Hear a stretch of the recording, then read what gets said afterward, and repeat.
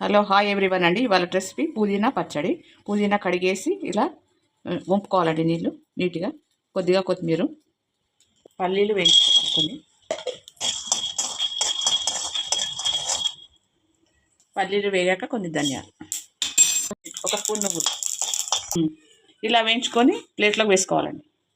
కొద్దిగా ఆయిల్ పోసుకోవాలి. ఎండు మిరపకాయలు వేగాక ప్లేట్లోకి వేసుకోవాలండి. మిరపకాయలు ఒక 3 పచ్చిమిర్చి,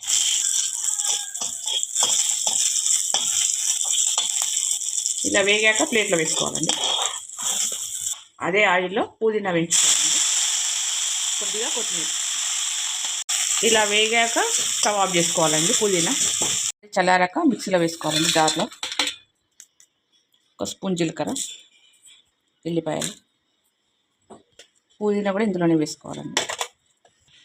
ఉప్పు, చింతపండు వేసుకోవాలండి. మిక్సీలో ఆయిల్ పోసుకోవాలండి. పోసుకొని ఆయిల్ వేడెక్కాక పోపు గింజలు వేసుకోవాలి. కొద్దిగా మినపప్పు, కరివేపాకు, పసుపు. కరివేపాకు వేగాక మనం మిక్సీ పట్టుకున్న పుదీనా ఇందులో వేసి ఒక 2 minutes ఉడికించుకోవాలండి. పోపు పెట్టి బాగుంటుంది టేస్ట్. వేడి వేడి అన్నంలో, చపాతీకి బాగుంటుంది పచ్చడి.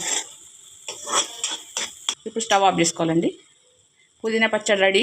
ఈ వీడియో చూసి మీరు కూడా ఇలా చేసుకోండి. Please subscribe. Thank you.